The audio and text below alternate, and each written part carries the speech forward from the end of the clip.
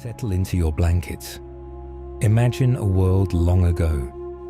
A world before kings wore crowns, before great cities touched the clouds, before mighty ships crossed the seas. The mountains were young. The forest stretched farther than any traveler could walk.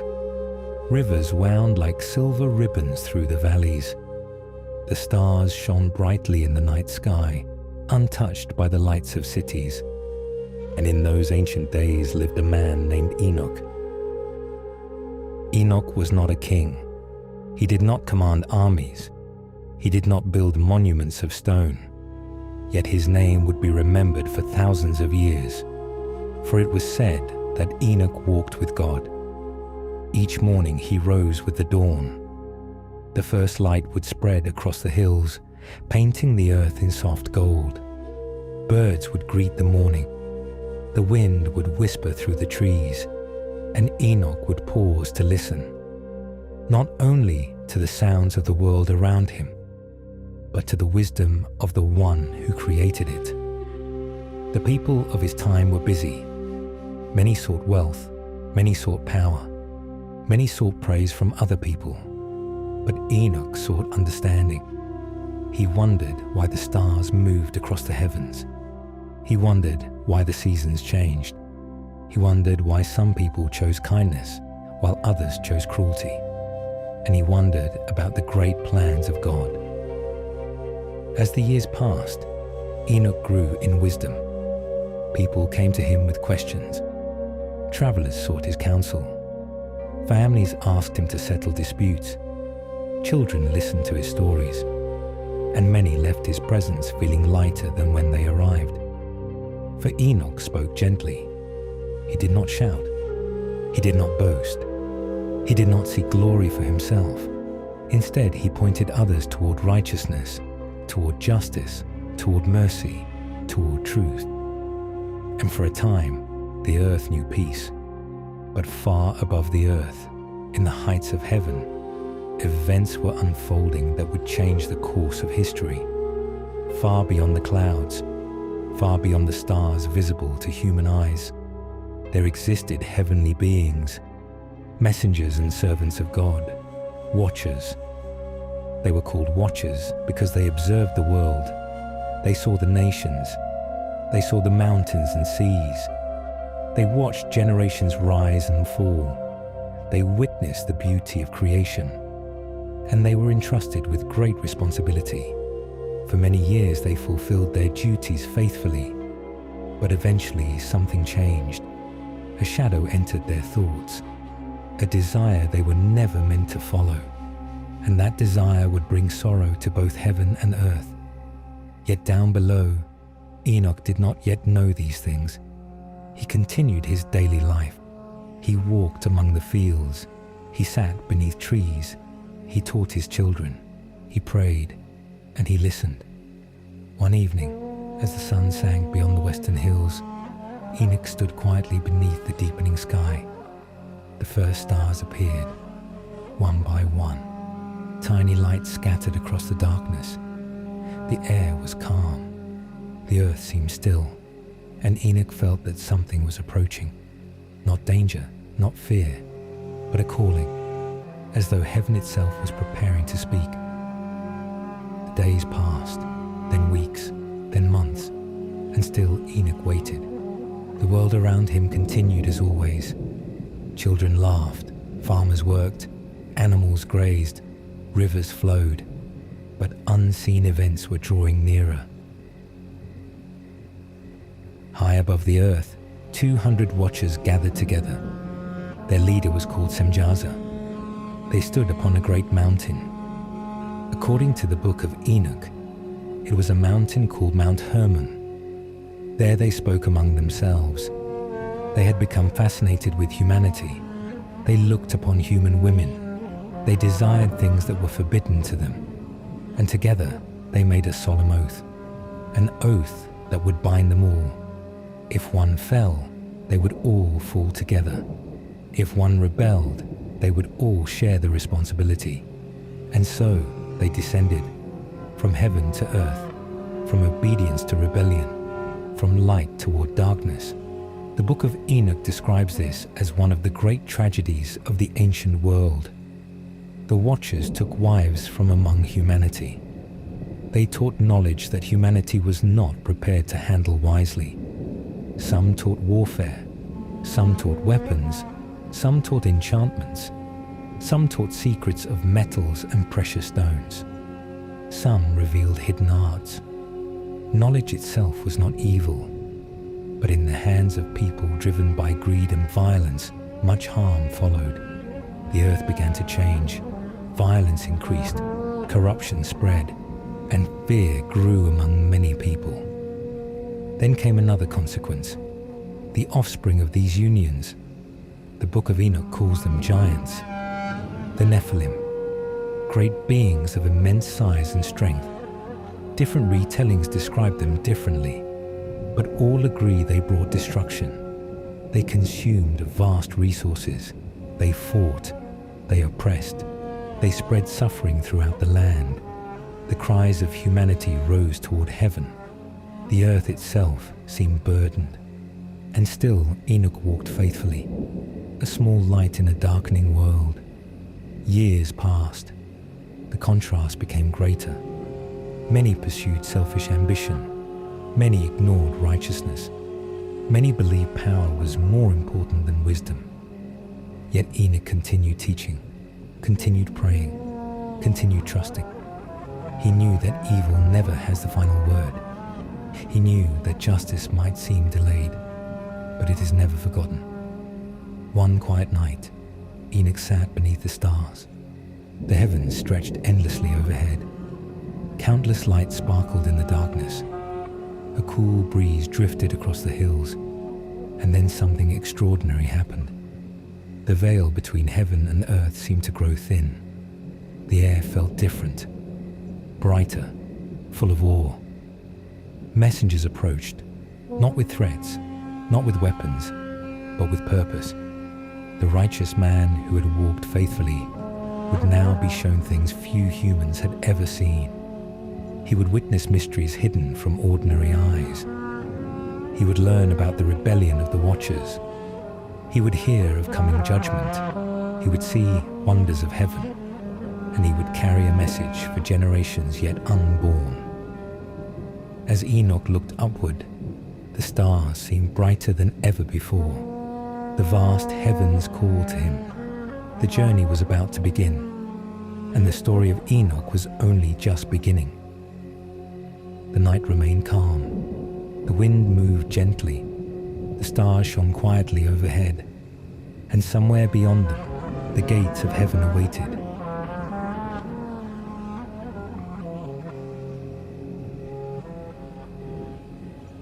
Part 2. The Fall of the Watchers. Settle in comfortably. Let the room grow quiet. Imagine a sky filled with countless stars. A sky so clear that every light seems close enough to touch. The world below is peaceful. Mountains rest beneath moonlight. Forests sway softly in the night breeze. Rivers murmur their ancient songs. And above it all, far beyond the reach of birds and clouds, the heavens shine with glory. In those heights dwelt many heavenly beings, servants of God, messengers, watchers.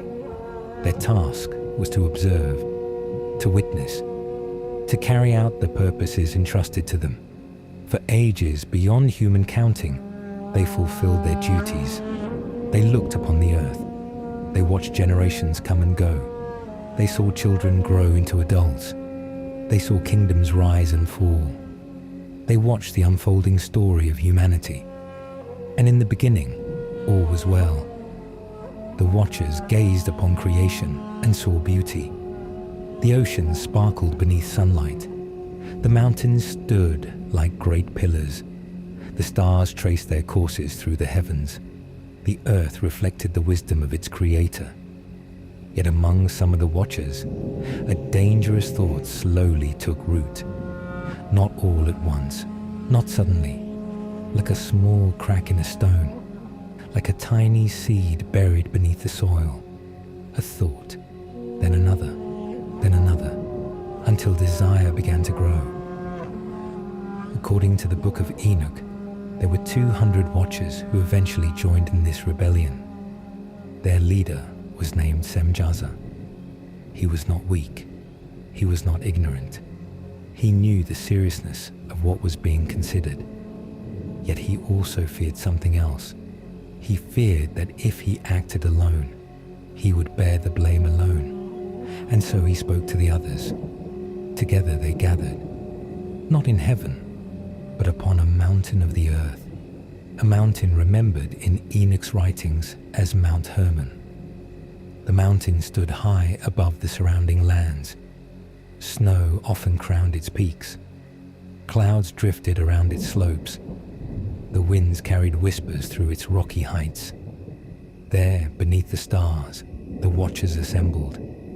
200 of them, silent, serious, each aware that a great decision lay before them. The night air was cold. The heavens above remained unchanged. Yet the choice before them would alter history. Semjaza addressed the others. The Book of Enoch records that they desired to take wives from among human women. A boundary established by God was being ignored. A line was being crossed, and all of them knew it. Some hesitated. Some wondered whether they should turn back. Some likely felt the weight of what they were about to do. But instead of abandoning the plan, they strengthened it. They made an oath, a solemn agreement, each promising to stand with the others, each promising not to abandon the group if judgment came. Together, they bound themselves to a course of rebellion. And with that oath, the decision was made. The descent began.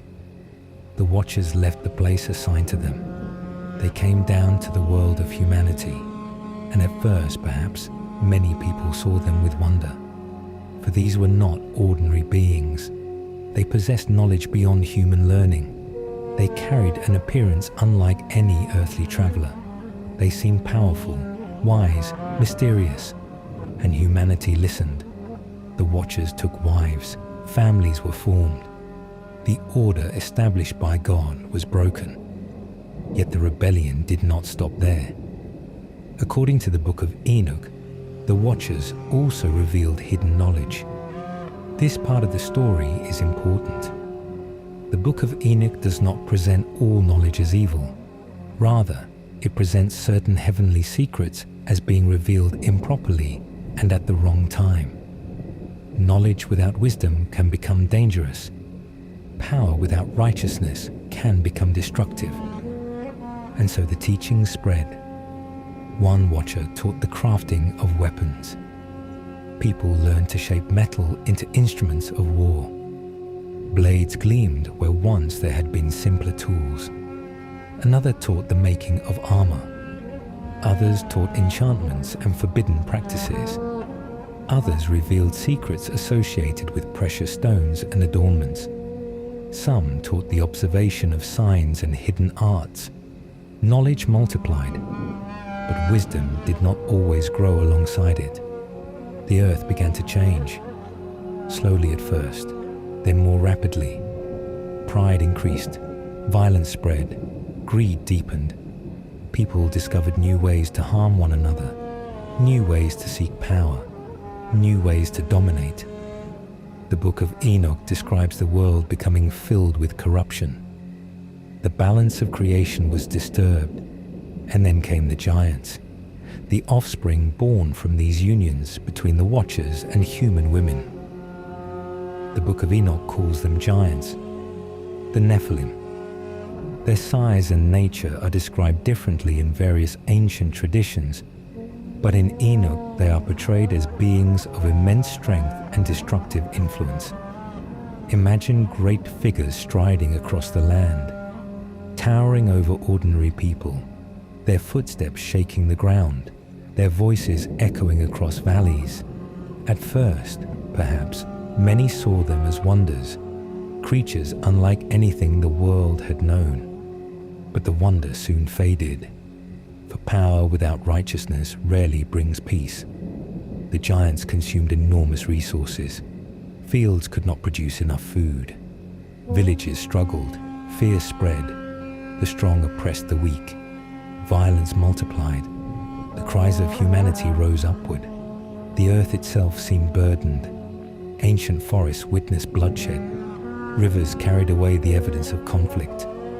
Animals fled from places where destruction spread. The world groaned beneath increasing wickedness. Yet even then, not everyone abandoned righteousness. There were still faithful people, still humble families, still those who sought goodness, still those who remembered God.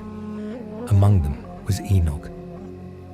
While chaos spread, Enoch continued walking faithfully. He taught truth. He sought wisdom. He listened. He prayed. His life stood in contrast to the darkness around him, like a lantern shining in a valley after sunset, like a star appearing before dawn. And heaven was watching. The rebellion of the watchers had not gone unnoticed. Nothing is hidden from God. Nothing escapes his sight. The suffering of humanity was seen. The violence was seen. The corruption was seen. The actions of the watchers were seen. According to the Book of Enoch, certain holy angels brought these matters before God.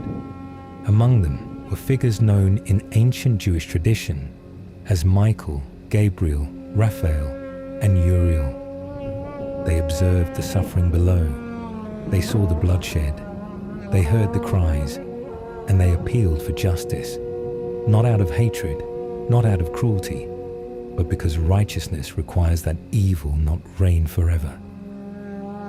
The response of heaven began to unfold. Judgment was coming, not suddenly, not recklessly, but certainly. And the story continues onward.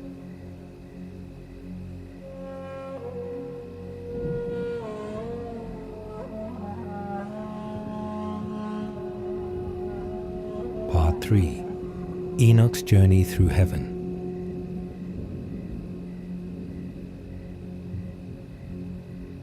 The night is quiet once more. The stars shine softly overhead. The earth rests beneath a blanket of darkness.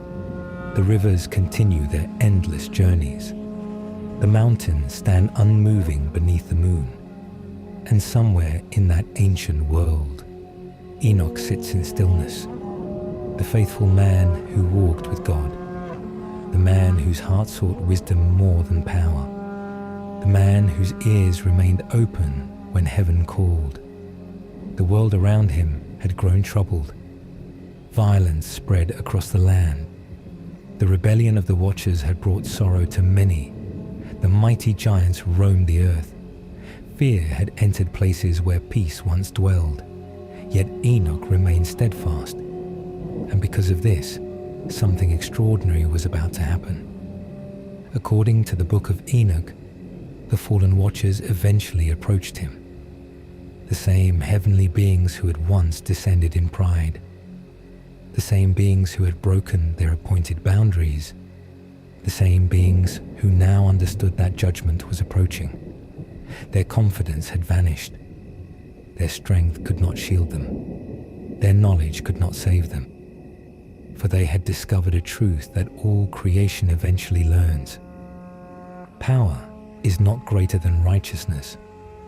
They came before Enoch with a request, a desperate request. The watchers wanted Enoch to speak on their behalf. They wished him to carry a petition before God. They hoped for mercy. They hoped for forgiveness. They hoped somehow to avoid the consequences of their rebellion. And Enoch listened, not because he approved of their actions, not because he excused their rebellion, but because he was a messenger, a servant, a man willing to carry the message entrusted to him. He wrote their petition, their plea, their request for mercy. Then he waited. The night grew still. The earth rested beneath the stars, and Enoch entered into a vision. At first it may have seemed like a dream, a deep and powerful dream unlike any ordinary sleep. But soon it became clear that this was something more. A heavenly journey had begun. The familiar world faded. The valleys disappeared, the rivers vanished from sight, the mountains grew distant, and Enoch found himself carried beyond the ordinary boundaries of human experience. He rose, higher, higher still, above the lands he knew, above the clouds, beyond the reach of earthly travelers. The stars seemed closer now, brighter, larger, alive with purpose. The heavens stretched before him like a vast kingdom, not empty, not silent, but ordered, filled with wonder, filled with majesty, filled with things no human eye had seen before. As Enoch traveled, he came to places that seemed made of fire and crystal.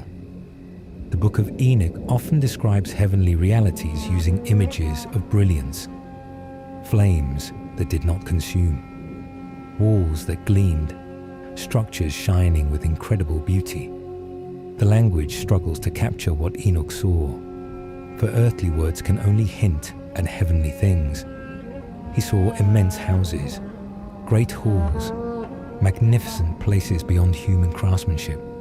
Everything reflected order, everything reflected purpose. Nothing seemed random, nothing seemed forgotten.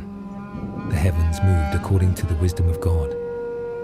As Enoch continued, he encountered angels, many angels, some serving, some watching, some carrying out tasks assigned to them. The heavenly realm was active, alive, filled with faithful servants carrying out their responsibilities. Unlike the fallen watchers, these angels remained obedient. They moved according to the will of God, and their service brought harmony rather than corruption. Enoch was shown places of mystery, regions set apart, areas prepared for future purposes.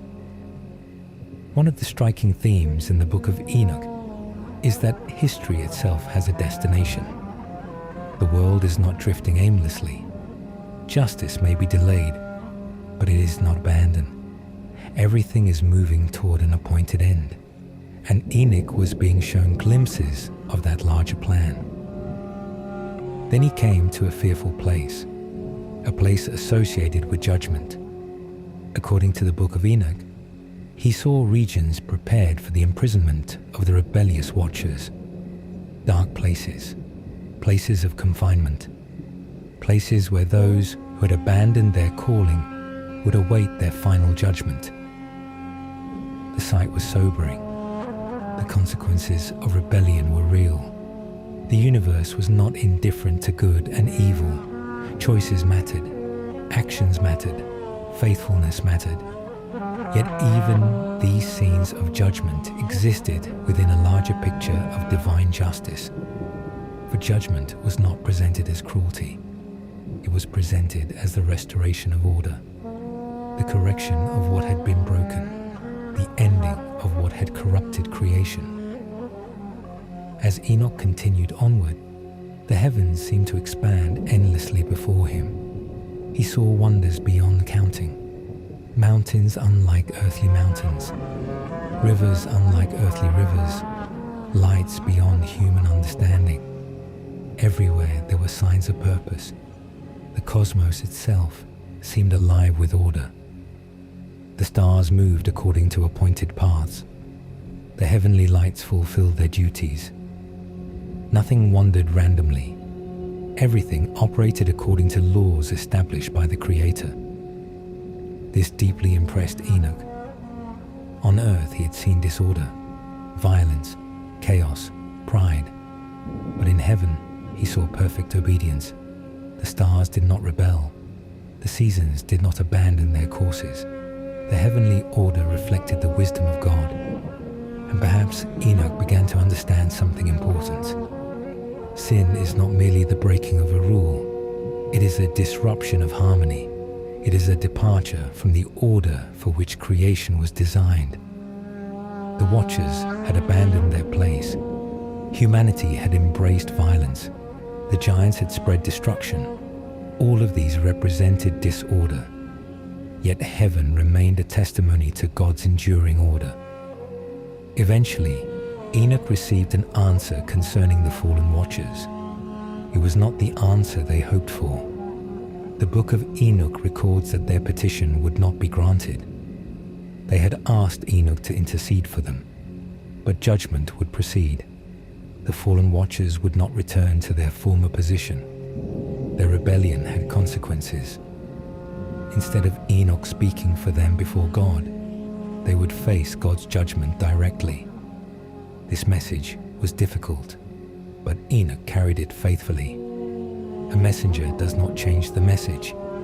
He delivers it, and Enoch was faithful. As the journey continued, Enoch saw ever greater wonders. The heavens unfolded like an endless landscape of mysteries. Some places shone brilliantly, others inspired awe and reverence.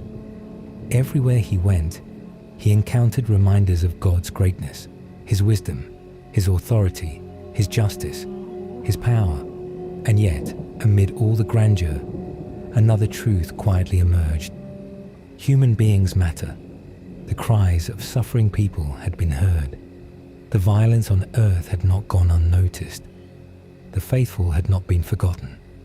God was not distant from His creation. The heavenly journey itself testified to this. For if God cared enough to reveal these things to Enoch, then He cared deeply about the fate of the world below. The night of the vision seemed endless, yet peaceful, like drifting through a sea of stars, like traveling through chambers of light, like moving through a kingdom built upon wisdom itself.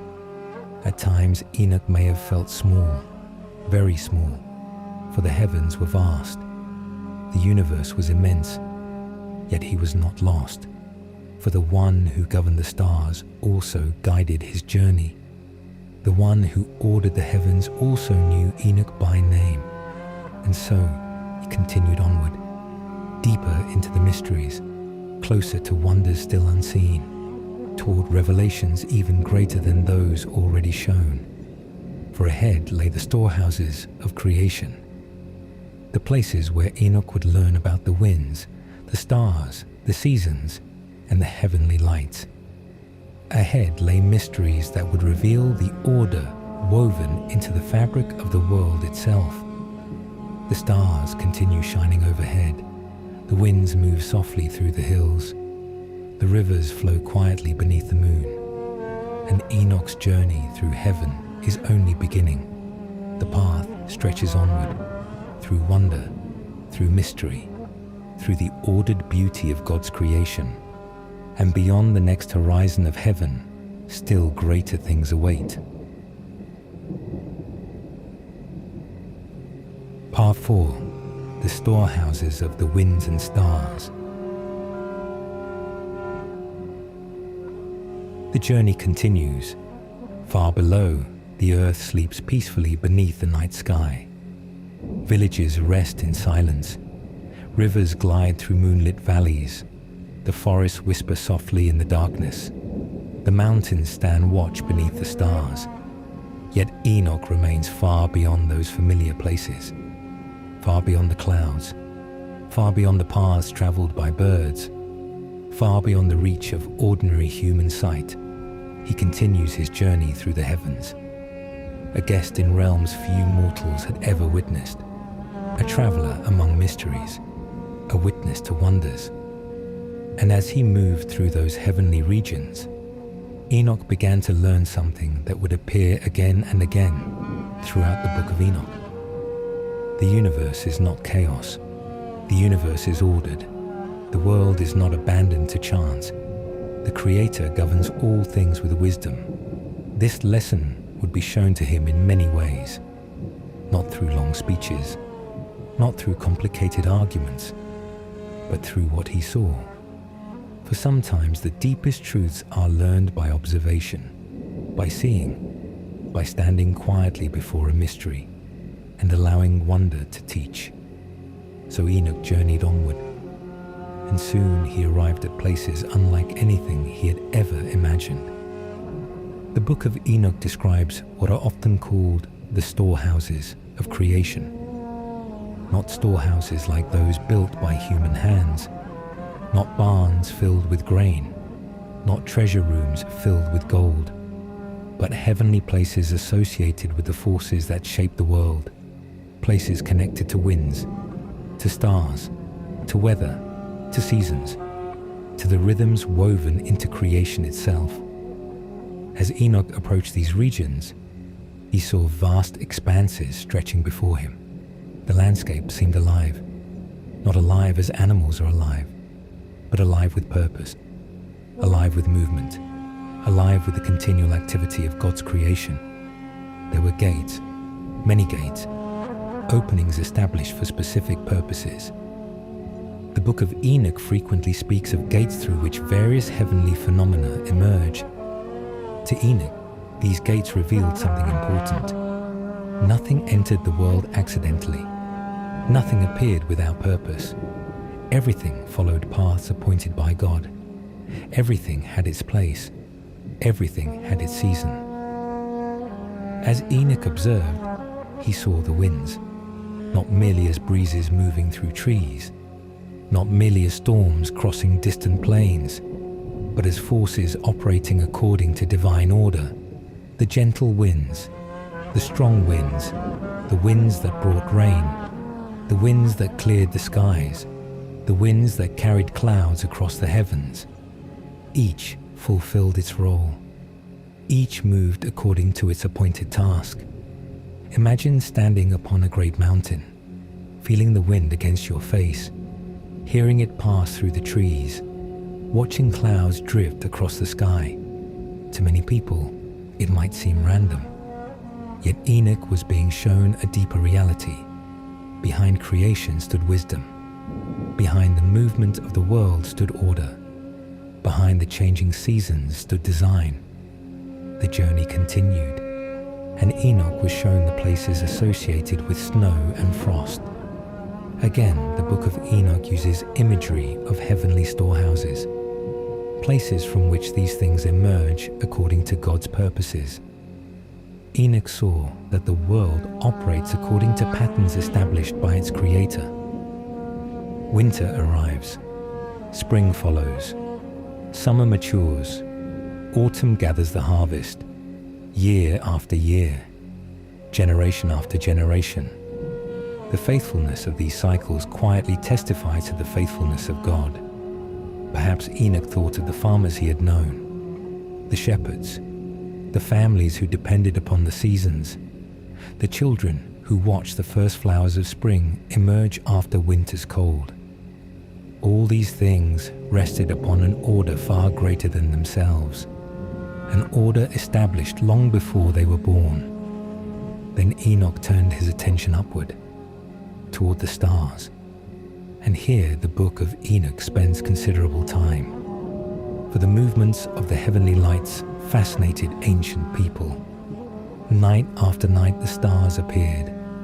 Year after year they followed predictable paths. The moon waxed and waned. The seasons arrived in sequence. The heavens seemed to function with remarkable precision, and Enoch was shown this order. The stars were not wandering aimlessly. They followed appointed courses, each according to its proper time, each according to its proper season. The ancient world often looked to the stars with awe, and Enoch's vision reflected that awe, for the heavens proclaimed order, consistency, reliability. The stars appeared when expected. The moon fulfilled its cycle. The sun rose and set, again and again, without fail, without rebellion, without neglect.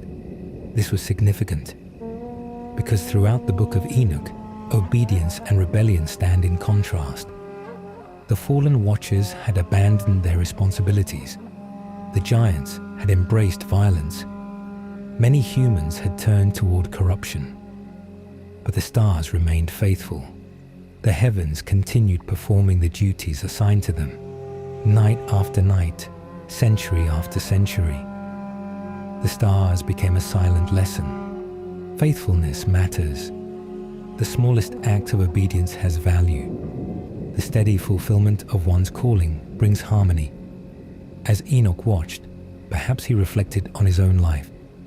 He was not a king. not a conqueror, not a ruler of nations, yet he too had been given a path, a calling, and like the stars, he sought to remain faithful within it. The vision continued. The moon received special attention. The Book of Enoch contains lengthy sections describing the movements of the moon and its relationship to the calendar. To modern readers, these passages may seem unusual, yet for ancient people, understanding time was deeply important. The moon marked months. The seasons guided agriculture. The heavenly lights helped organize life itself. Enoch observed these patterns, not merely as astronomical facts, but as evidence of divine wisdom. The heavens functioned like a magnificent clock. Every movement had purpose. Every cycle carried meaning. Every season arrived according to its appointed time. The more Enoch saw, the more he understood that creation reflected its creator. Order reflected wisdom. Beauty reflected goodness. Consistency reflected faithfulness. And beneath it all stood the authority of God. Then Enoch was shown something sobering. Among the stars, he observed that some heavenly beings had not remained faithful. The Book of Enoch sometimes uses imagery connecting fallen angels with stars that departed from their appointed courses. The symbolism is powerful. A star's beauty does not protect it from judgment if it abandons its purpose. Greatness does not excuse rebellion. Position does not remove accountability. This lesson echoed throughout Enoch's vision. The watchers had been exalted, yet they fell. Humans could be powerful, yet they remained accountable. Every creature ultimately answers to its creator. Yet the overall tone of the vision was not despair, it was wonder. Again and again, Enoch encountered reminders that God's order remained intact despite the rebellion occurring on earth. The stars still shone. The seasons still arrived. The winds still moved according to their appointed tasks. The moon still completed its cycle.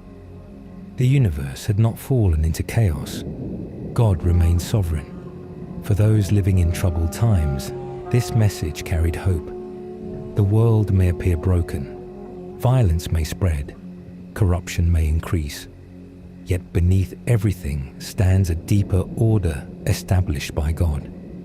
An order that cannot ultimately be overturned, an order that continues even when darkness seems strong. The vision stretched onward.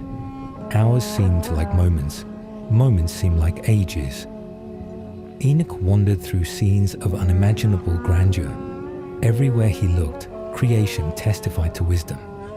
Everywhere he looked, beauty pointed beyond itself.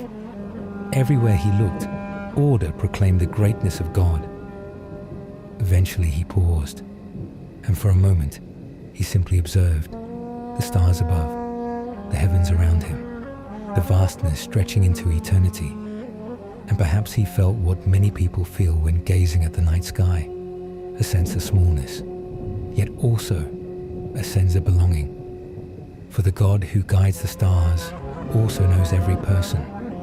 The God who orders the heavens also hears every prayer. The God who governs the seasons also remembers the faithful. The stars shone quietly. The winds moved gently. The heavenly lights followed their courses. And Enoch continued his journey.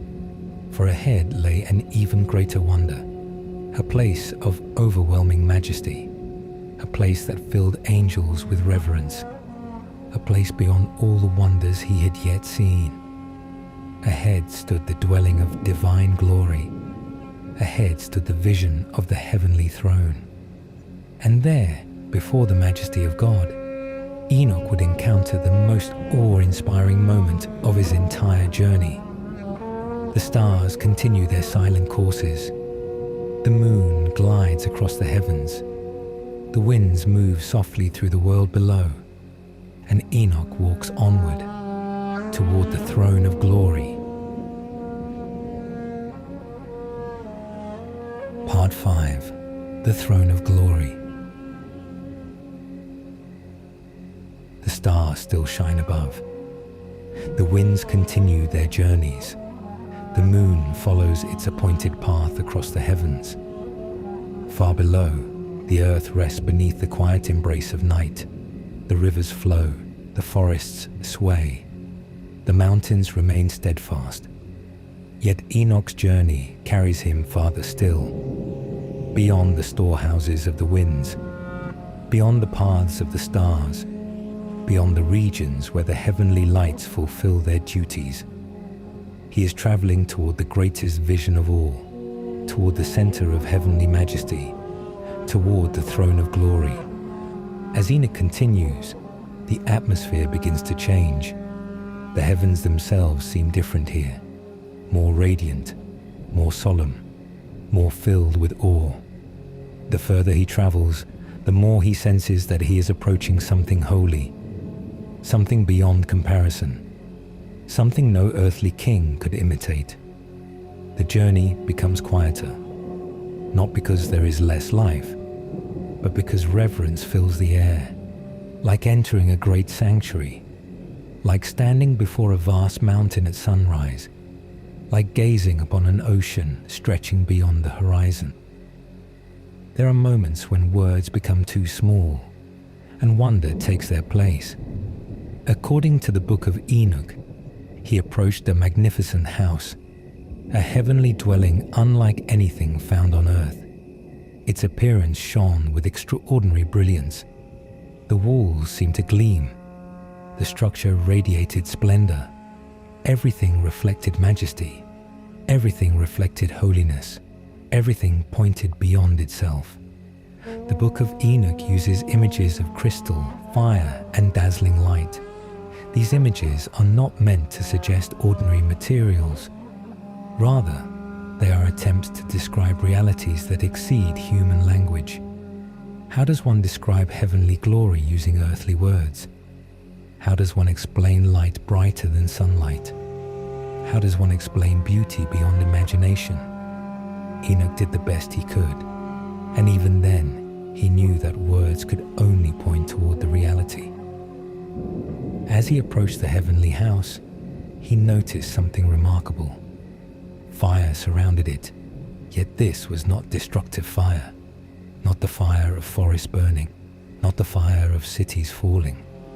This fire represented purity, holiness, power, the radiant glory of God's presence. Throughout Scripture, fire often accompanies divine revelation. The burning bush seen by Moses, the pillar of fire that guided Moses and the Israelites, the vision granted to Ezekiel, and here, in the Book of Enoch, fire again becomes a symbol of God's majesty. Enoch stood before this great house, and even the faithful man who walked with God felt overwhelmed, not with terror, but with reverence. The realization that he stood before something infinitely greater than himself. The realization that all earthly greatness fades before divine glory. Kings appear mighty, empires appear powerful, mountains appear enduring. Yet before the presence of God, all creation is humbled. Enoch entered, and within he beheld even greater wonders. The Book of Enoch describes another house within the first, a more glorious chamber, a deeper sanctuary, a place of even greater splendor. Its floor seemed luminous, its ceiling shone, everything reflected unimaginable beauty. And there, at the heart of the vision, stood the throne of glory. The throne was magnificent, radiant, majestic, beyond earthly comparison. The Book of Enoch describes it as shining brilliantly, surrounded by fire and glory.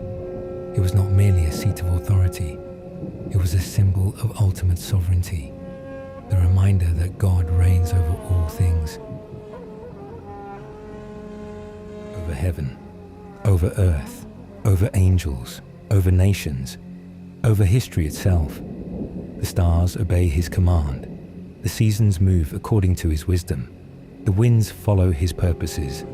Nothing exists outside his authority, and upon that throne sat the great glory. The Book of Enoch often uses titles such as the Great Glory or the Lord of Spirits. This reflects a deep reverence for God. Rather than attempting detailed descriptions, Enoch emphasizes the overwhelming holiness of God's presence. The light was too great, the majesty too overwhelming, the glory too magnificent. And so Enoch focuses less on describing God directly and more on describing the effects of his presence, the brilliance, the holiness, the awe. Even angels stood in reverence. Even heavenly beings approached with humility. No pride existed here, no rebellion, no boasting, only worship, only reverence, only acknowledgement of the one from whom all things come. Enoch saw countless heavenly servants, faithful angels carrying out their duties. Some praised, some served, some stood ready to fulfill God's commands. The heavens were not disorganized, not chaotic. Everything moved according to divine wisdom. Everything reflected harmony. Everything reflected purpose. As Enoch observed, he likely understood more clearly than ever before why the rebellion of the Watchers was so serious. They had abandoned this order. They had turned away from this authority. They had exchanged obedience for pride. The vision of the throne revealed the true nature of their error. For every creature finds its proper place only in relation to God. The farther one moves from him, the greater the disorder. The closer one comes to him, the greater the harmony. Then Enoch received the answer he had been sent to obtain. The petition of the Watchers had been considered. The judgment had been determined. The Book of Enoch presents the decision clearly. The fallen Watchers would not be restored to their former position. Their rebellion had lasting consequences. The prayers they hoped Enoch would deliver would not change the outcome. Judgment would proceed. The sentence would stand. This was not because God lacked mercy. Rather, the Book of Enoch emphasizes the seriousness of their rebellion. They had possessed great knowledge, great responsibility, great privilege, and they had knowingly abandoned their calling. Enoch received the message, and though difficult, he accepted it. A faithful messenger carries the truth entrusted to him. He does not alter it. He does not soften it. He does not reshape it. He delivers it faithfully. Yet the throne vision was not only about judgment, it was also about hope. For if God reigns, then evil will not reign forever. If God rules, then corruption will not have the final word. If God sits upon the throne, then justice will ultimately prevail. This truth echoed through the vision. The world below seemed troubled. Violence filled the earth. The giants oppressed many. The Watchers had fallen. Yet above all these events stood the throne of glory. Unshaken, unmoved, unthreatened. History continued according to God's purposes. The stars still followed their courses. The heavens still proclaimed his wisdom. The throne still stood, and it would stand forever. Enoch remained in awe. Perhaps time itself seemed different in that place. Moments felt like ages. Ages felt like moments. The concerns of the earth appeared smaller now, not unimportant, but seen from a larger perspective, like looking down upon a winding road from a mountaintop. One can finally see where the path leads.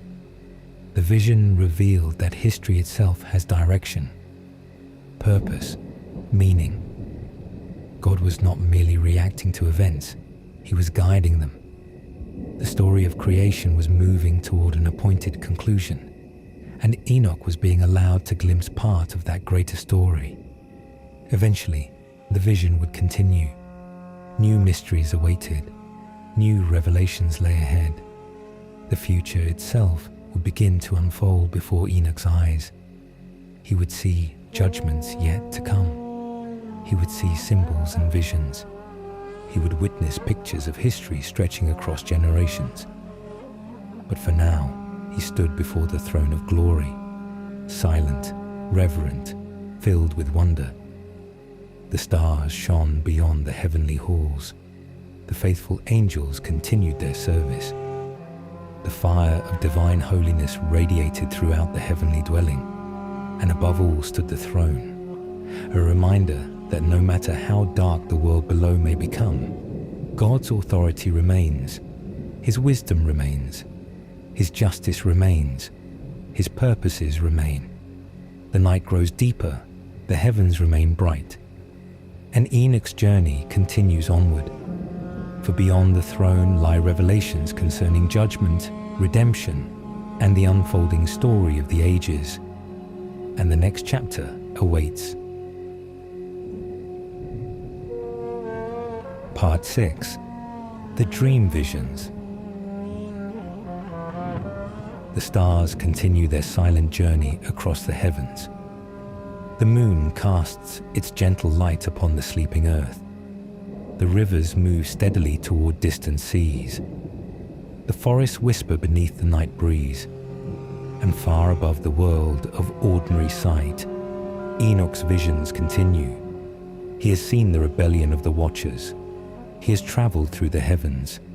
He has witnessed the order of creation. He has stood before the throne of glory. Yet there is still more to be shown. For the Book of Enoch tells of another series of revelations. Not merely journeys through heavenly places, not merely glimpses of angels and stars, but dreams, dreams filled with symbols, dreams filled with mysteries, dreams that reveal the story of the world, dreams that stretch across generations, dreams that speak of judgment, suffering, faithfulness, and hope. Tonight we enter those dreams, and like all ancient dreams, they do not always speak plainly. They speak in pictures, in symbols, in images meant to be pondered. So settle comfortably and imagine Enoch resting beneath the stars. The night is still, the air is cool, the heavens sparkle above him, and as sleep gently comes, another vision begins. The first great dream. According to the Book of Enoch, one of Enoch's dream visions concerned a great judgment that would one day come upon the earth. In his dream, he saw the world below, the mountains, the valleys, the rivers, the forests, the places where humanity lived and labored. Yet something felt different. The world seemed heavy, burdened, as though creation itself groaned beneath the weight of human wickedness. The violence Enoch had witnessed during his lifetime had not disappeared. Pride still walked among the nations. Cruelty still harmed the innocent. Many still pursued power rather than wisdom. And then Enoch saw the heavens move, not literally as mountains move or rivers flow, but symbolically. The dream portrayed God preparing to act. The Creator had not forgotten the suffering of the world. The cries of the oppressed had been heard. The injustice committed by the wicked had been seen. Nothing had escaped divine notice. This was one of the great comforts woven throughout Enoch's visions. God sees, God knows, God remembers, even when justice appears delayed, even when darkness seems strong, even when evil appears to prosper. The dream reminded Enoch that the story was not over. The earth trembles. The dream became more intense. Enoch saw great disturbances. The earth seemed to shake. Mountains trembled. The natural world responded to the approach of divine judgment. The imagery is similar to language later found throughout Scripture. When human beings encounter the majesty of God, creation itself often appears to respond. Mountains shake, the heavens open, the earth trembles. These images communicate something important. The Creator is not a distant observer. He is the Lord of creation itself. The world belongs to Him. The stars belong to Him. History belongs to Him. And when He acts, all creation recognizes His authority. Enoch watched these scenes unfold, not with terror, but with awe. For the righteous do not fear God's justice in the same way the wicked do. Justice is frightening to those who oppose it, but it is comforting to those who long for righteousness. A world remembered. As the dream continued, Enoch saw generations passing before him. People being born, people growing old, people leaving the earth, kingdoms rising, kingdoms falling, cities appearing and disappearing, entire eras unfolding. Human history flowed like a river, sometimes peaceful, sometimes violent, sometimes beautiful, sometimes tragic. And through it all, God remained present, patient, watching, guiding, allowing history to unfold according to His wisdom. One of the most comforting lessons in Enoch's dream is this: no generation is forgotten, no faithful act is overlooked, no sacrifice made in righteousness is wasted. The world often remembers the powerful. God remembers the faithful. As the dream unfolded, Enoch noticed something remarkable. Judgment did not come immediately. Again and again, humanity was given time. Generations passed. Warnings were offered. Opportunities remained. The Book of Enoch emphasizes judgment, but it also emphasizes patience. God does not rush. He's not impulsive. He's not reckless. His actions unfold according to wisdom. This patience may have puzzled Enoch. Why allow evil to continue? Why not end it immediately? Yet the dream suggested a deeper truth. Patience creates space for repentance. Patience allows mercy to be offered. Patience reflects God's desire for righteousness rather than destruction. And so history continued. Not because God was absent, but because His purposes were still unfolding. Eventually, the dream moved beyond scenes of corruption and judgment, beyond rebellion, beyond suffering, beyond violence, and Enoch began to glimpse something brighter, a future beyond the darkness, a future where righteousness would prevail, a future where justice would be established, a future where the faithful would be vindicated. The details often appeared in symbols and images. Ancient dreams rarely reveal everything plainly, yet the message was clear. Evil does not win. Corruption does not endure forever. Violence does not have the final word. The story moves toward restoration. The story moves toward renewal. The story moves toward God's purposes. Enoch awakens. Slowly, the dream began to fade. The symbols softened. The visions receded. The scenes dissolved like mist beneath the morning sun. Enoch found himself once more aware of the world around him. The stars still shone overhead. The night remained peaceful. The earth rested beneath heaven's watchful gaze. Yet Enoch himself had changed. He now carried greater understanding, not complete understanding, not every mystery explained, but enough to know that history was moving toward an appointed conclusion, enough to know that God remained sovereign, enough to know that faithfulness mattered, enough to know that hope was justified. And so he rested, the dream still lingering in his mind, the stars continuing their quiet courses above, the winds moving gently through the hills, the rivers singing their ancient songs, and beyond the darkness, the promise of dawn. For Enoch's greatest symbolic vision still lies ahead, a vision unlike any other in the Book of Enoch, a vision where the entire history of humanity will be told through animals, shepherds, and symbolic figures. A vision often called the animal apocalypse, and there the story of the world will unfold in one of the most remarkable dreams ever recorded. The night grows deeper, the stars shine steadily, and the next dream waits just beyond sleep.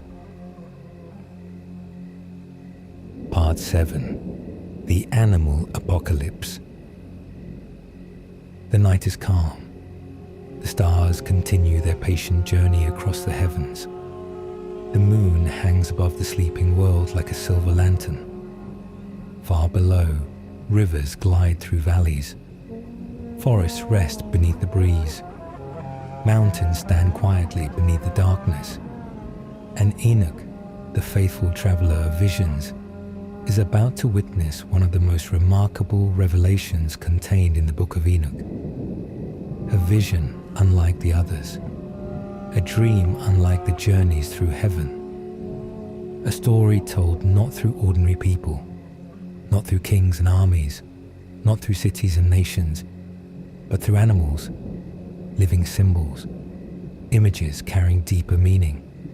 This vision is often called the Animal Apocalypse, and among all the sections of the Book of Enoch, it is perhaps the most unusual. For through sheep and wolves, cattle and birds, shepherds and beasts, Enoch is shown the story of humanity from the beginning of the world until the coming judgment. So let the dream begin. Let the symbols unfold slowly, and remember that beneath every image lies a deeper story. The first white bull. Enoch sees a vast open world, fresh, new, untouched. The earth appears young, the sky is bright, the fields are peaceful. Everything feels filled with possibility.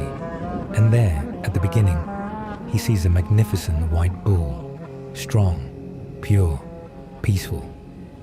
According to the symbolism of the vision, this first white bull represents Adam, the first man, the beginning of humanity. Soon, another white animal appears beside him, representing Eve.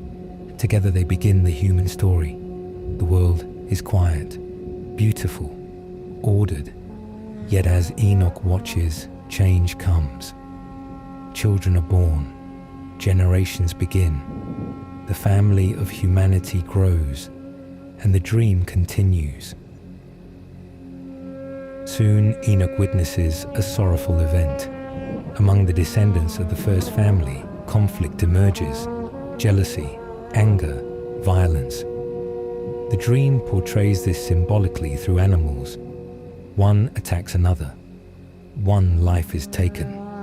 The peace of the beginning is broken. This represents the tragedy of Cain and Abel, the first murder, the first spilling of innocent blood, the first sign that sin had entered deeply into the human story.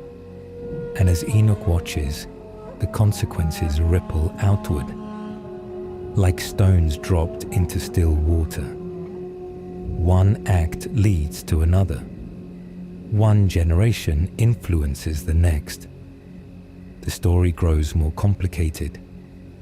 The world grows darker. The great flood approaches. Generations pass. The animals multiply. The earth fills with activity, yet wickedness increases. Violence spreads. Corruption deepens. The vision reflects the same world Enoch has already seen, described in earlier revelations. Humanity turns from righteousness, and eventually judgment approaches. In the dream, Enoch sees waters rising. The earth trembles beneath their power. The flood comes. Everything changes. Yet amid the destruction, one figure remains faithful. A white bull who survives the judgment. This symbolizes Noah, the righteous man who found favor with God, the man who preserved life through the flood, the man through whom a new beginning would come. As the waters recede, the earth becomes quiet once again. A fresh chapter begins. Hope remains. From Noah to Abraham. Time continues to move forward. Generations pass like clouds drifting across the sky. The descendants of Noah spread throughout the earth. Nations begin to emerge. Families become peoples.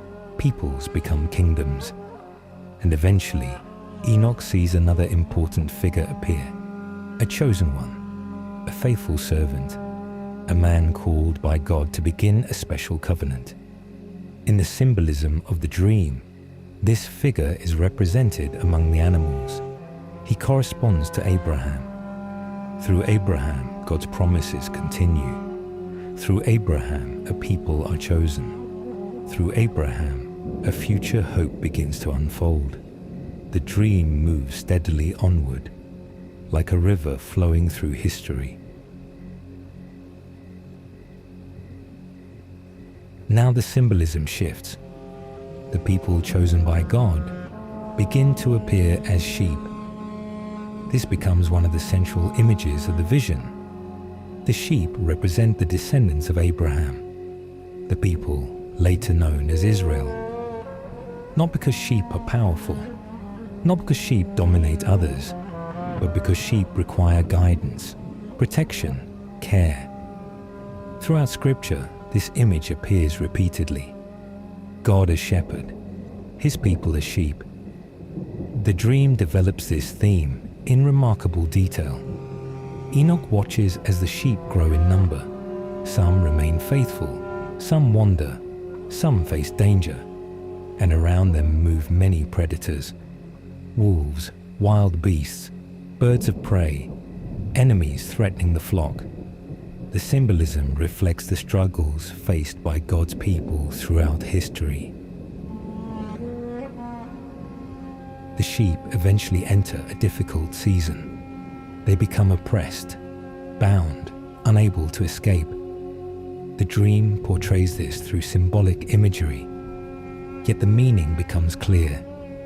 This represents Israel's bondage in Egypt, the generations of slavery, the years of suffering, the longing for freedom.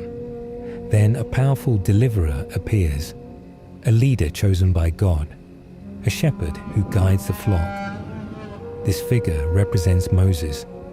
Under his leadership, the sheep leave their bondage. The sea opens before them. The journey through the wilderness begins. The flock moves onward, guided by divine care, protected despite many dangers. Enoch watches the entire story unfold like a living tapestry. The generations continue. The sheep enter the promised land. They build homes. They establish cities. They experience victories. They experience failures. Some leaders guide them well. Others do not. Some kings seek righteousness. Others pursue their own ambitions. The prophets arise, warning, teaching, calling people back to faithfulness. Yet many refuse to listen. The sheep wander again and again. The pattern repeats. Faithfulness, blessing, rebellion, trouble, repentance, restoration. The story moves in cycles, like seasons returning year after year. And throughout it all, God continues watching over his flock. One of the more mysterious parts of the animal apocalypse involves shepherds assigned to oversee the sheep. The symbolism becomes complex. Many scholars understand these shepherds as representing heavenly or earthly rulers entrusted with responsibility. Some perform their duties faithfully. Others abuse their authority. Some protect, others harm. The dream emphasizes a recurring theme found throughout Enoch. Those entrusted with responsibility are accountable for how they use it. Whether watchers, whether kings, whether shepherds, whether leaders of any kind, Power carries responsibility. Authority carries accountability. No position removes that truth. As the dream progresses, the sheep endure difficult times. Enemies attack. The flock scatters. Many suffer. The vision reflects periods of conquest, exile, oppression, and hardship. Generations struggle. Hope sometimes appears distant. The future seems uncertain. Yet the dream never loses sight of a greater reality. The shepherd of all shepherds remains present. God has not abandoned his people, even in their darkest moments, even when they cannot see the path ahead, even when history appears to unravel. The story continues moving toward its destination. Then, near the conclusion of the vision, something extraordinary happens. The darkness begins to lift. The oppression begins to end. The enemies lose their power. The dream moves toward restoration, toward renewal, toward victory. And Enoch sees a magnificent white bull appear. The symbolism becomes rich and deeply hopeful. Many interpreters understand this figure as representing the ultimate renewal of humanity under God's righteous rule, the restoration of what was lost, the fulfillment of God's purposes, the arrival of an age of peace. The animals gather, the conflicts cease, harmony begins to return, the broken story moves toward healing, the dream points beyond judgment, beyond suffering, beyond corruption, toward restoration. Finally, Enoch sees a glorious new house established, bright, pure, filled with beauty, a place where righteousness dwells, a place where God's people gather safely, a place free from corruption. The symbolism echoes themes found throughout Scripture: the hope of renewal, the hope of restoration, the hope that God's purposes will ultimately triumph. The animal apocalypse ends not with destruction, but with hope, not with darkness, but with light, not with defeat, but with restoration. Slowly, the vision begins to fade. The animals disappear. The symbols grow quiet. The dream recedes like a tide returning to the sea. Enoch remains still, reflecting on everything he has seen.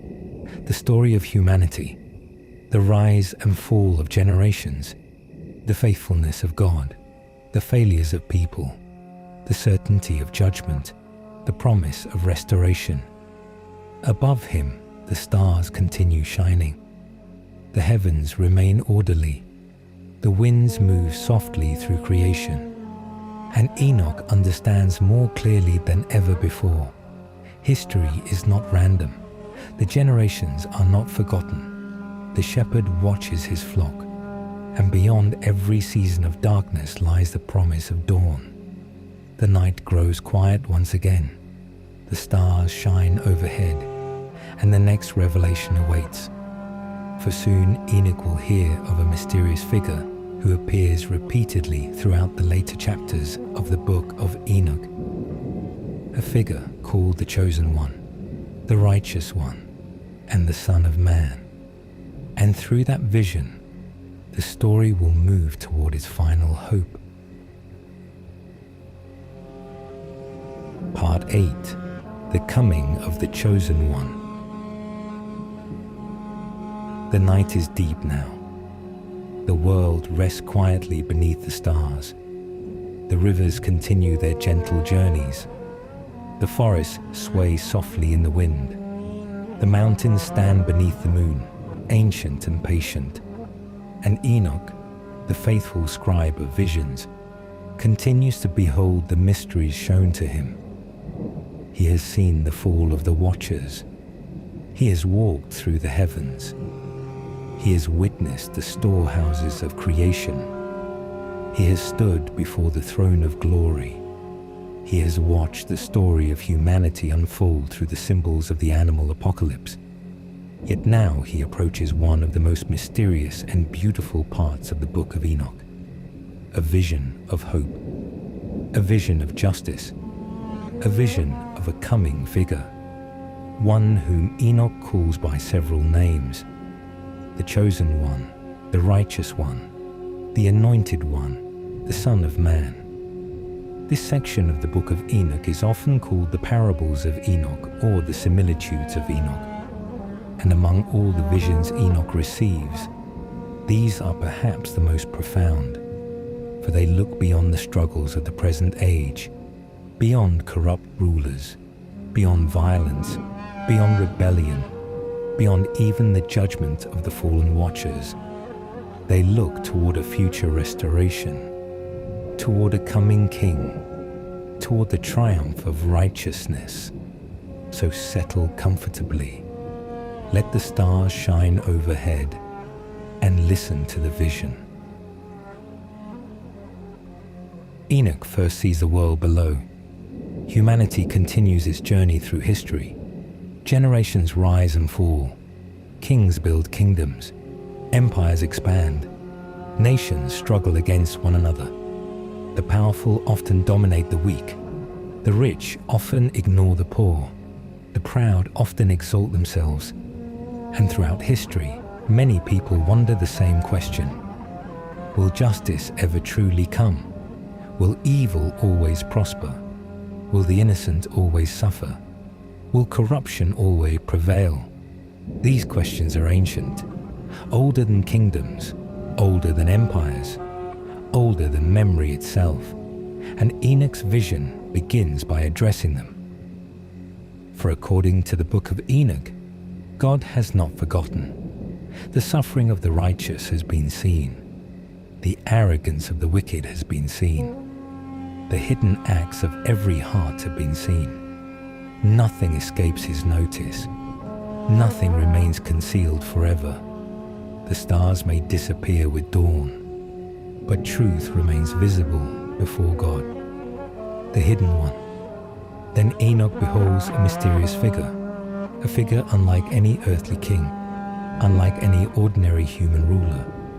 The Book of Enoch describes him as one who was hidden in God's presence, known before the unfolding of history, reserved for an appointed time, prepared for a future purpose.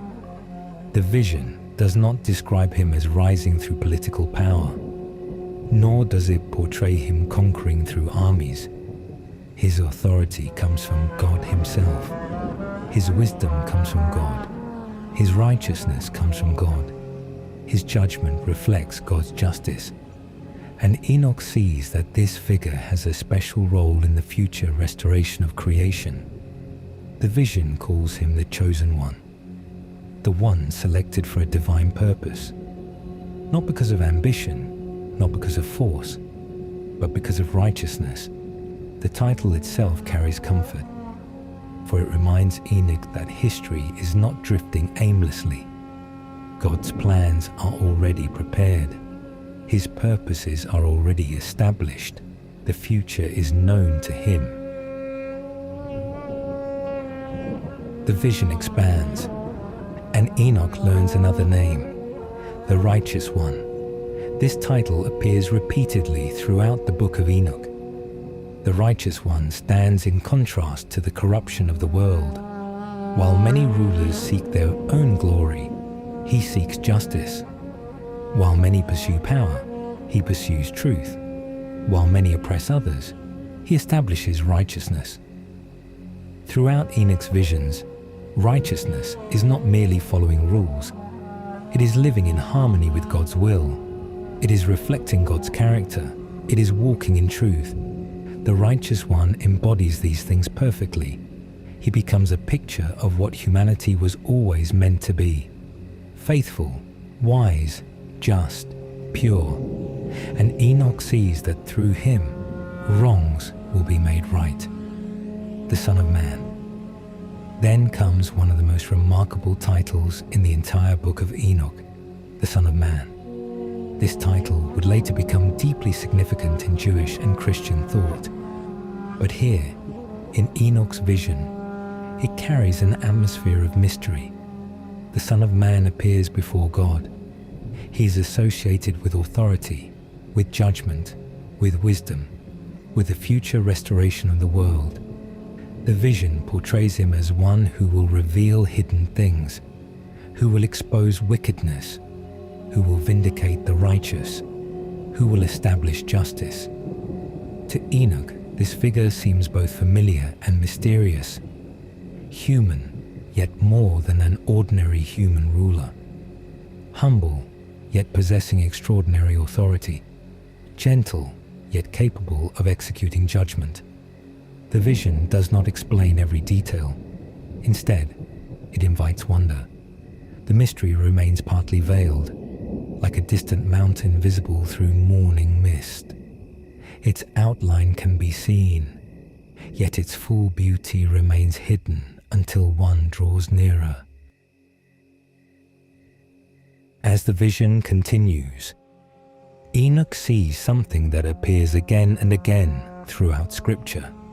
The proud are humbled, the arrogant are brought low. Those who trusted in power alone discover its limits. The rulers who believed themselves untouchable face judgment. The wealthy who ignored justice cannot purchase righteousness. The mighty who oppressed others lose their authority. The Book of Enoch emphasizes that no earthly status can shield a person from divine judgment. Crowns fade, kingdoms pass away, empires crumble, but righteousness endures. This theme brings comfort to Enoch, for throughout history, the wicked often appear victorious, yet appearances are temporary. The vision reveals a deeper reality. God's justice operates on a larger timeline than human ambition. The Chosen One is not only associated with judgment, he is also associated with hope. Enoch sees the righteous gathered, the faithful, the humble, those who remain true despite hardship, those who trusted God even when surrounded by darkness. The vision portrays them receiving joy, peace, security. The age of suffering is not endless. The age of corruption is not permanent. The faithful are not forgotten. The Book of Enoch repeatedly returns to this promise, again and again, like a gentle refrain. The righteous will be remembered. The righteous will be vindicated. The righteous will rejoice. For God sees every act of faithfulness, every sacrifice, every prayer, every quiet act of obedience. Nothing is lost. Nothing is forgotten. The vision now becomes brighter. The shadows begin to lift. The darkness begins to fade. The future appears like dawn breaking over distant mountains. Enoch sees a restored world, not merely repaired, renewed. The corruption that once spread across the earth is gone. The violence that troubled generations has ended. Justice fills the land. Peace flourishes. The imagery resembles a garden after a long winter. New life emerging. Fresh growth appearing. The warmth of spring returning. Everything feels alive with hope. The Chosen One stands at the center of this vision, not as a tyrant, not as a conqueror seeking glory, but as a righteous ruler establishing justice. The world finally becomes what it was always meant to be. As Enoch gazes upon these things, he begins to understand something. The story of creation has always been moving toward restoration. From the beginning, from the first generations, from the earliest days, God's purpose has never been abandoned. Sin brought corruption. The Watchers brought rebellion. Humanity brought violence. Yet God's plan continues, steady, certain, unstoppable, like the stars following their courses, like the seasons returning year after year, like the dawn arriving after every night. The Chosen One becomes a symbol of that certainty. a promise that righteousness will ultimately prevail, a promise that justice will ultimately triumph, a promise that God will complete what He has begun. The vision begins to fade. The images soften. The brilliance slowly recedes. Yet Enoch remains filled with awe. Of all the things he has seen, this vision carries a unique warmth, a unique hope. For beyond judgment lies restoration. Beyond darkness lies light. Beyond suffering lies peace. The stars continue shining above him. The heavens remain orderly. The winds move softly through creation. And Enoch rests in the certainty that God's purposes will not fail. Still, one final vision remains, the culmination of everything that has come before, the judgment of the watchers, the judgment of the nations, the vindication of the righteous, the renewal of creation, the final setting right of all things. And in the next chapter, Enoch will behold the final judgment. The stars remain bright, the night remains peaceful, and the story moves steadily toward its promised dawn. Part 9. The Final Judgment. The night is very still now. The stars shine quietly above the world. The moon drifts across the heavens with patient grace. The rivers continue their endless songs. The forests rest beneath the wind. The mountains stand watch as they have for ages. And Enoch, the faithful traveler of visions, arrives at the final and greatest revelation, the culmination of everything he has seen, the destination toward which all the earlier visions have pointed. The fall of the Watchers, the corruption of humanity, the journeys through heaven, the throne of glory, the animal apocalypse, the coming of the Chosen One. All of these streams now flow together into one great river, and that river leads to a single event, the final judgment. Take a slow breath. Let the world grow quiet. For this chapter is not primarily about destruction. It is about justice, not primarily about wrath. It is about restoration, not primarily about endings. It is about the setting right of all things. This is how the Book of Enoch presents the conclusion of history.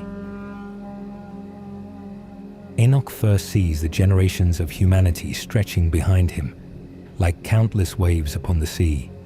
People born, people living, people choosing, people hoping, people failing, people loving, people hurting, generation after generation.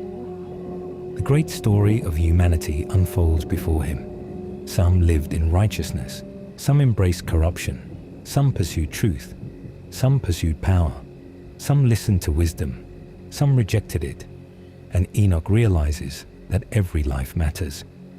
No person is insignificant. No choice is meaningless. No act is entirely forgotten. History is not merely a collection of random events. It is a story moving toward a conclusion, a story whose author has never abandoned it, and now the conclusion approaches. According to the Book of Enoch, a great heavenly assembly appears. The language echoes imagery found in the visions of Daniel. The heavenly court gathers. The authority of God is revealed. The majesty of divine justice fills the vision. Enoch sees thrones established, not earthly thrones, not the seats of kings and emperors. These represent heavenly authority, perfect justice, perfect wisdom, perfect knowledge. Unlike earthly courts, nothing is hidden here. No deception succeeds. No lie survives examination. No secret remains concealed. Everything is revealed in the light of truth. And before that truth, every creature stands equally. The mighty and the humble, the rich and the poor, the ruler and the servant. All stand before the same judge. Once again, Enoch sees heavenly books, records, accounts, memories preserved before God. Throughout the Book of Enoch, this image appears repeatedly, the idea that heaven remembers, that history is not forgotten, that righteousness is not overlooked, that evil is not ignored. Now those books are opened.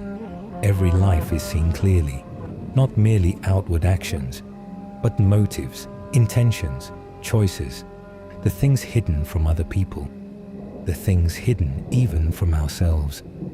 Nothing is lost, nothing is forgotten, for the judge sees perfectly. And unlike human judgment, divine judgment is never distorted by ignorance. Every fact is known, every circumstance is understood, every truth is visible. This realization fills Enoch with awe, for only God possesses such perfect knowledge. Then Enoch sees the fallen watchers, the beings whose rebellion helped bring corruption into the world, the ones who descended upon Mount Hermon, the ones who abandoned their appointed place, the ones who introduced forbidden teachings, the ones who sought their own desires instead of obedience. Their judgment now arrives. The petitions they once sent through Enoch cannot change the outcome. The sentence previously announced is fulfilled. The rebellion that began so long ago reaches its conclusion. The Book of Enoch emphasizes that great privilege carries great responsibility. The Watchers possessed extraordinary knowledge, extraordinary authority, extraordinary opportunity, yet they chose rebellion, and now they face accountability. Their story becomes a warning, not merely for angels, but for humanity as well. Knowledge without wisdom leads to ruin. Power without righteousness leads to corruption. Pride always leads away from God. The vision widens. Now entire nations appear, kingdoms, empires, rulers, generations of leaders, all the mighty powers that once seemed permanent, all the kingdoms that believed themselves invincible, all the rulers who imagined their authority would last forever. They pass before the judgment seat. And Enoch sees a truth repeated throughout Scripture. Human power is temporary. Empires rise, empires fall, cities flourish, cities fade, kings reign, kings die. But God's authority remains unchanged. The kingdoms of the earth appear enormous while they exist. Yet from heaven's perspective, they are like morning mist, present for a moment, gone by evening. The vision humbles every earthly ambition, for no throne can compete with the throne of glory. Yet a vision is not only about judgment, it is also about hope. The righteous appear, the faithful, the humble, those who remain true through difficult times, those who chose integrity when corruption seemed easier, those who trusted God even when they did not understand.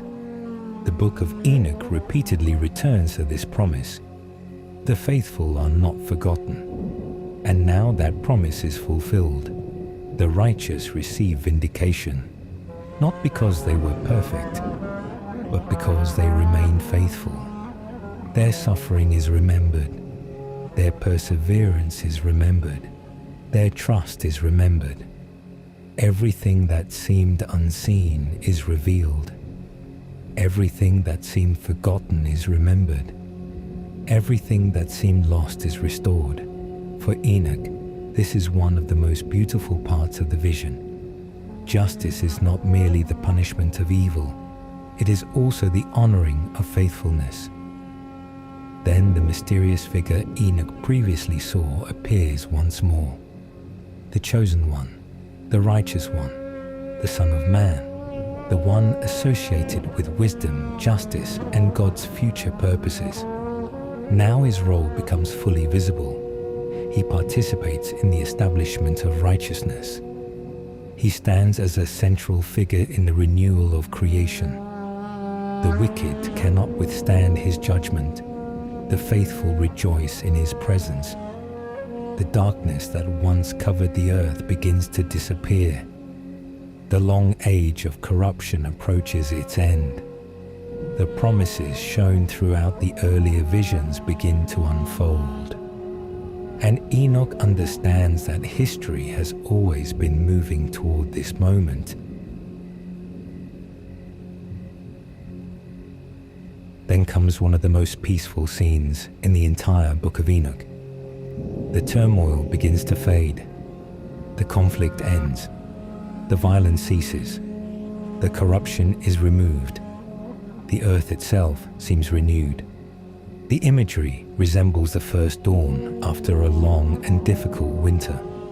Everything feels fresh. Everything feels clean. Everything feels restored. The Book of Enoch often describes this future using pictures rather than detailed explanations.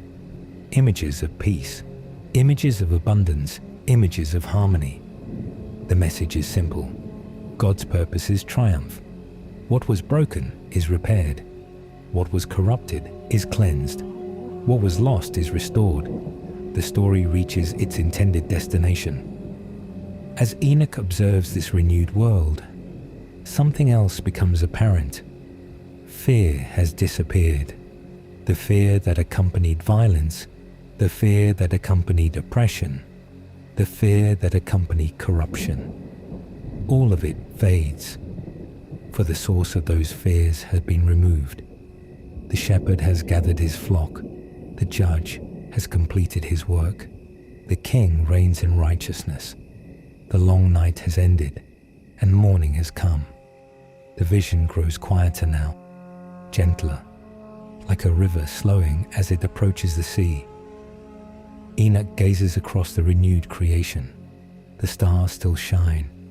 The heavens remain beautiful. The order he witnessed among the heavenly lights now extends throughout creation. Harmony has returned, not because creation healed itself, but because God completed his purposes. The rebellion of the Watchers is over. The corruption of humanity is addressed. The kingdoms of pride have fallen. The righteous stand secure. The chosen one reigns in justice, and peace settles over the world. Deep peace, ancient peace, the kind of peace that existed before rebellion entered the story.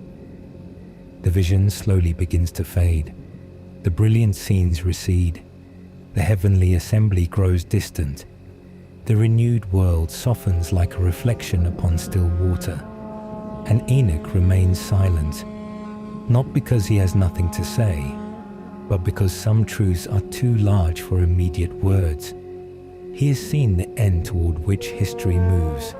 He has seen justice. He has seen restoration. He has seen hope fulfilled. The stars continue shining above him. The winds move gently through creation, and the faithful man rests quietly beneath heaven. Only one chapter remains, one final part of the story, the closing moments of Enoch's earthly journey, the mystery of what happened to the man who walked with God, and how his story came to its extraordinary conclusion. The night grows deeper, the stars remain bright, and the final chapter waits just beyond the horizon. Part 10. Enoch's departure from Earth. The night has grown quiet, very quiet. The stars shine softly above the sleeping world. The rivers continue their gentle songs. The forests rest beneath the wind. The mountains stand beneath the moon as they have stood for ages. And now, after visions of angels and stars, of judgment and restoration, of shepherds and kingdoms, of the chosen one and the world to come, we arrive at the final chapter, the closing pages of Enoch's story, the departure of the man who walked with God, the man who listened when heaven spoke, the man who journeyed farther than any of his generation could imagine, the man whose story began in humility and ends in mystery, So settle deeply into stillness, for this is the ending of Enoch's earthly journey and the beginning of another. Before Enoch was a visionary, he was a man. Before he was a messenger, he was a father. Before he walked among heavenly wonders, he walked among ordinary fields. This is important to remember, because sometimes extraordinary stories make us forget ordinary faithfulness. Yet the Book of Enoch and the Bible both begin with the same simple truth. Enoch walked with God, not once, not occasionally, not only during moments of revelation, but throughout his life, day after day, year after year, through seasons of joy, through seasons of uncertainty, through years when heaven seemed near, and through years when life was ordinary. He remained faithful. The brief biblical account says of Enoch, Enoch walked with God. Then he was no more because God took him. That single statement appears in the book of Genesis. Simple, mysterious, beautiful. The book of Enoch expands upon the life surrounding that statement, but the heart of the story remains unchanged. Enoch's greatness was not found in his visions. It was found in his faithfulness. As the years passed, Enoch carried extraordinary knowledge. He had seen heavenly mysteries. He had heard messages concerning the watchers. He had witnessed the future. He had stood before the throne of glory. He had observed the movements of the stars. He had seen the rise and fall of generations. And yet he remained humble. The visions did not make him proud. The revelations did not make him arrogant. Instead, they deepened his awareness of God's greatness. For those who truly encounter divine majesty rarely leave thinking more highly of themselves. They leave thinking more highly of God.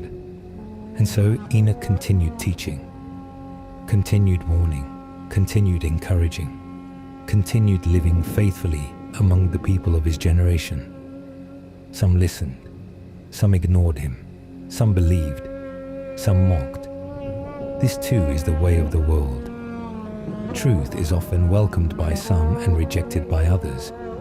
Yet Enoch's responsibility was not to control the outcome. His responsibility was to remain faithful. And he did.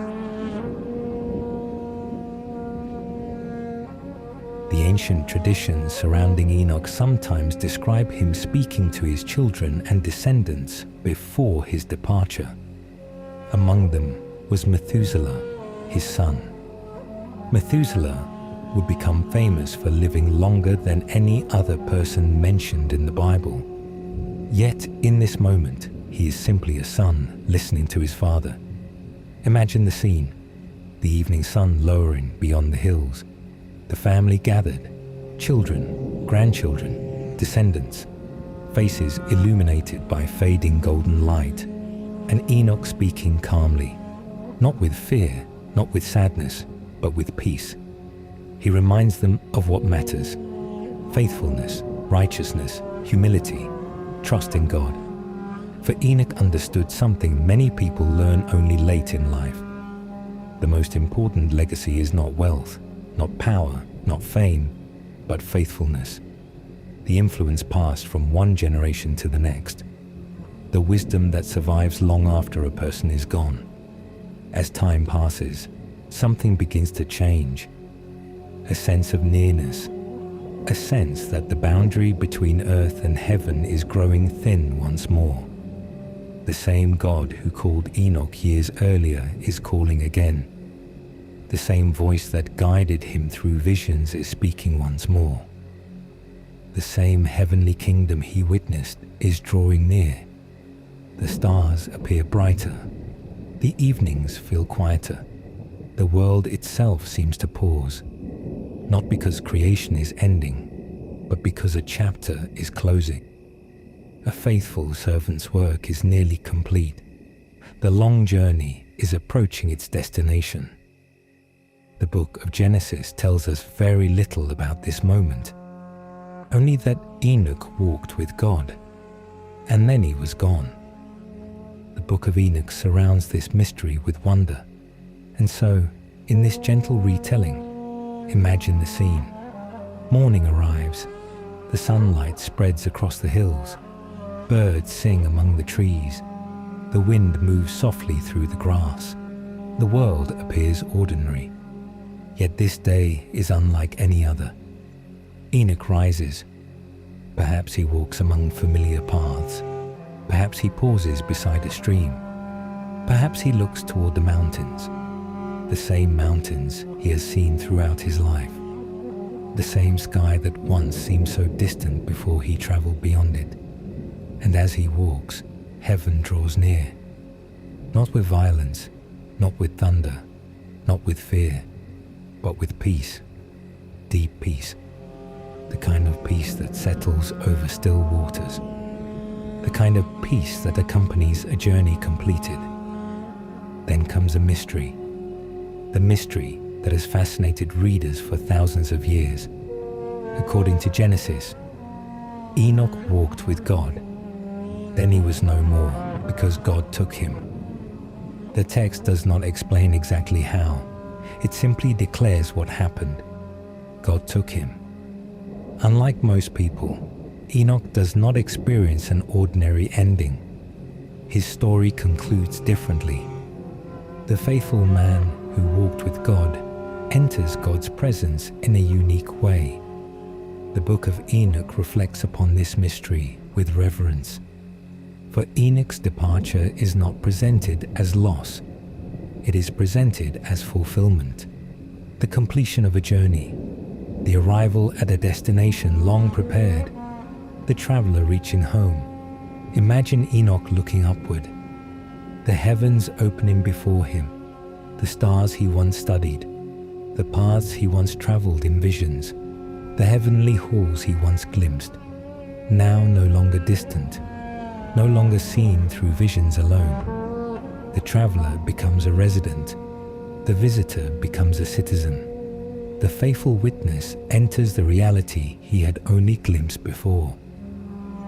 The Book of Enoch does not linger on every detail, perhaps because some mysteries are meant to remain mysteries, perhaps because earthly language reaches its limits. Yet the message remains clear. The God who guided Enoch throughout life remained faithful at the journey's end.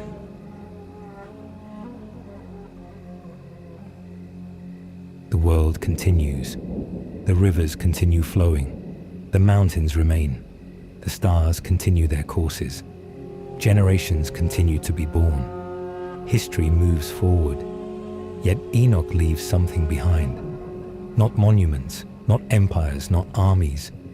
He leaves a testimony, a witness, a reminder that faithfulness matters, a reminder that God sees, a reminder that righteousness is never wasted, a reminder that history belongs to God.